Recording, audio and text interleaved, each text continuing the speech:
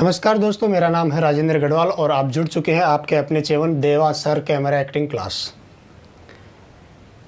दोस्तों, पहले सवाल का एपिसोड हम शूट कर चुके थे, आपने देख भी लिया होगा।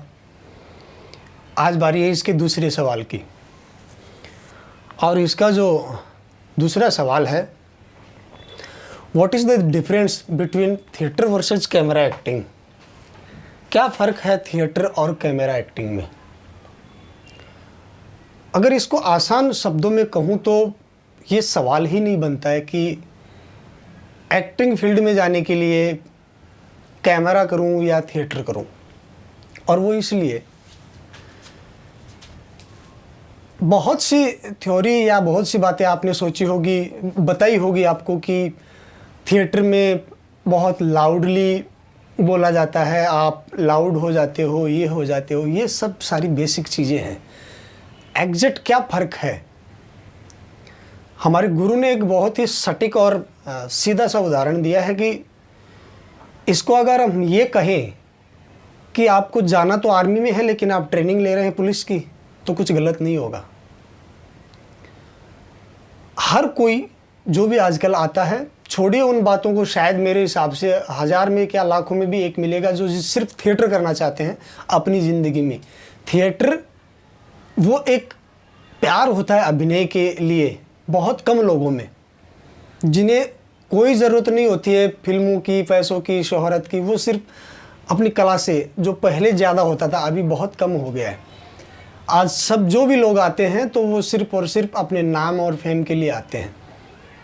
अपनी कला और पैशन तो होता ही है, लेकिन वो इसके ज़रिए उनका सपना वहीं तक होता है कि हमें कुछ बनना है, कुछ करके दिखाना है, हमारा फैशन है, हमें इसको यूज करना चाहिए, वगैरह वगैरह जो भी है। तो इनमें फ़र्क क्या है। देखिए, थिएटर ये माध्यम है कि अगर सपोज कोई सीन चल रहा है कैमरा एक्टिंग का, या कहीं कोई वेब सीरीज़ फिल्म का शूट हो रहा है, तो जब आपने थिएटर एक्टिंग की होगी और आप अगर डायरेक्ट शूट पर जाएंगे तो आपके एक्सप्रेशन जो है वो इतने लाउड रहेंगे कि अगर आपका क्लोजअप लगा है तो दुनिया का कोई डायरेक्टर आपको वहाँ कैप्चर कर ही नहीं सकता है। इतने लाउड जेस्चर पोस्चर रहते हैं थिएटर में। एक लास्ट ऑडियंस तक बात पहुँचाना, स्पीक लाउड होती है। चलो वॉइस पर कंट्रोल हो जाता है, आजकल इतने इंस्ट्रूमेंट या टेक्नोलॉजी है कि साउंड मैन जो भी है वो कुछ ना कुछ कर लेता है, लेकिन हर चीज़ तो मैनेज नहीं होती ना। और आजकल किसके पास टाइम है इतना कि आपकी कमियों को मैनेज करता बैठे। किसी के पास टाइम नहीं है। तो आपका क्लोजअप, सपोज आपका क्लोजअप लगा है और आपको किसी को बताना है आँख के ज़रिए या किसी अपने फेस के ज़रिए कुछ चीज़ जाहिर करनी है, तो आप तो जो थिएटर की एक्टिंग सीखे हुए हो उसी को एक्सपोज करोगे। तो आप लाउड करोगे ताकि लोगों तक वो, आपकी तो वही प्रैक्टिस हुई रहेगी। और वो इतना वल्गर लगता है कैमरे में कि आप देख नहीं पाओगे, उसे कोई डायरेक्टर रिकॉर्ड ही नहीं कर पाएगा। वहाँ बहुत बारीक अपनी आइज़ जो ब्लिंक होती है वो भी एक संभाल के, या आइज़ के अपन जो फोकस आउट टर्न करते हैं वो भी बड़ा संभाल के करना पड़ता है, क्योंकि उसमें बहुत ही छोटे विजुअल ऐसे ऐसे कैमरा आ गए हैं। तो आप कितना भी थिएटर करो, आपको कैमरा एक्टिंग क्लास से गुजरना ही पड़ेगा। क्या कारण है कि शाहरुख खान साहब अपने बेटे को अमेरिका यूएस भेजते हैं कैमरा एक्टिंग सीखने के लिए। वो तो थिएटर से ही थे। दूसरा एग्जांपल ले लीजिए, इरफान खान साहब, उन्होंने अपने बेटे को लंदन भेजा है कैमरा एक्टिंग सिखाने के लिए। वो तो थिएटर से ही थे। तो फिर उन्होंने थिएटर में क्यों नहीं भेजा, एनएसडी क्यों नहीं भेजा उन्होंने, या यहाँ किसी बड़े थिएटर ग्रुप से क्यों नहीं भेजा उनको, क्यों नहीं सिखाया। क्या उन्होंने वो थिएटर की थ्योरी उनको पढ़ा दी थी जो उनको ज़रूरत पड़ी कैमरा एक्टिंग की? नहीं। साफ साफ है कि जब आपको काम ही इस मीडियम में करना है तो आप ट्रेनिंग थिएटर की लेने क्यों जाएंगे भाई, क्यों अपना समय पैसा बर्बाद करेंगे। थिएटर के खिलाफ ये नहीं कि थिएटर जो करता है तो वो एक्टर नहीं बन सकता, ऐसा कुछ नहीं। आज भी कई महान एक्टर हैं जो थिएटर कंटिन्यू करते आ रहे हैं, लेकिन वो क्यों करते हैं, वो अपने आप को पॉलिश करते रहते हैं। वो एक मीडियम ऐसा है जहां आप अपने साथ में एक्सपेरिमेंट कर सकते हैं, अपनी वॉइस का एक्सपेरिमेंट कर सकते हैं, अपने जेस्चर पोस्चर का एक्सपेरिमेंट कर सकते हैं, वॉट जो भी अपने बॉडी टूल है उनका एक्सपेरिमेंट आप कर सकते हैं। और वो भी एक उचित समय रहता है, 1 मंथ 1.5 मंथ की रिहर्सल रहती है। उसके बाद जब आप एकदम फिट हो जाते हो तब जाके वो प्ले वहाँ होता है। और वहाँ भी ऐसा नहीं है कि बहुत ईजी है, 1 टेक में आपको करना पड़ता है।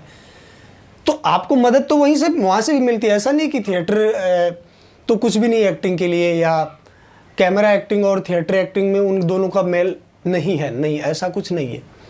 लेकिन आप चाहे जितना थिएटर कर लो, अगर आप किसी डायरेक्टर के पसंदीदा बनना चाहते हो तो आपको कैमरा एक्टिंग से गुजरना ही पड़ेगा। अब बात करता हूं कि इन दोनों में मेहनत कितनी है, दोनों पर वर्क कितना किया जाता है। थिएटर में आप जाते हो, आपको एक 1.5 महीने का या जो भी 45 दिन का या 30 दिन का टाइम समय सीमा होती है, उसमें आपको बैठ के रीडिंग करनी होती है। और आप जब फाइनल हो जाता है तो आप कहीं प्ले करते हो। चलो पहला प्ले आपका कुछ कॉन्शियस होने की वजह से, नर्वसनेस की वजह से कुछ अच्छा नहीं गया, दूसरा तीसरा, आप तीसरे प्ले तक आप मान जाते हो। लेकिन कैमरा एक्टिंग में अगर आप जाओगे तो आपकी कोई ट्रेनिंग नहीं होगी उससे पहले, आपको इंस्टीट्यूट से ही गुजरना पड़ेगा। और वो इंस्टीट्यूट में उन बारीकियों को समझना पड़ेगा। आपके जो भी बेसिक नॉलेज है, आपने देखा ही होगा, मार्क कहाँ है, चलते हुए आना है, ये करना है, वो करना है, ये लुक देना है, ये नहीं देना है, सारी चीज़ें वो सीखनी पड़ती है। और दूसरी एक जो बताते नहीं है या जिस पर ज़्यादा चर्चा नहीं होती है कि आप जब थिएटर करते हैं कंटिन्यू, तो आप कहीं ना कहीं फिक्शनल हो जाते हैं। एक ही प्ले को आप 1.5 महीने तक रखते हैं तो आप फिक्शनल, आप मैकेनिकल होने लगते हो। अगर आपको थिएटर के प्ले के पहले दिन आपको स्क्रिप्ट में चेंजेस करवा दिया जाए 1-2 पेज, तो आप बहुत कॉन्शियस हो जाओगे। क्योंकि आपने जो रट लिया है, जो बिठा लिया है इसमें, उसको तोड़ना, उसको बाहर निकालना बहुत मुश्किल हो जाता है आपके लिए। और आप कॉन्शियस हो जाते हो कि अब क्या होगा। जबकि कैमरा एक्टिंग में जब आप जाते हो सेट पर तो आपको हर दिन स्क्रिप्ट मिलती है, और भले ही कम पेज की हो, जो भी हो, लेकिन आपको हर दिन रीड करना पड़ता है, हर दिन आपको उस स्क्रिप्ट को पढ़ना पड़ता है, उसे दिमाग में बिठाना पड़ता है। तो पूरा ही डिफरेंट एक वर्क है। आई होप कि आपको ये थिएटर वर्सेस कैमरा एक्टिंग का एक उचित सेटिस्फाइड आंसर मिल चुका होगा। उम्मीद करता हूँ आपको और भी कुछ इस विषय में पूछना है तो आप कमेंट कर सकते हैं। मेरा जो भी आंसर है आपको अच्छा लगा होगा। आपका प्यार और स्नेह बनाए रखिए। मिलते हैं अगले एपिसोड में। Thank you very much.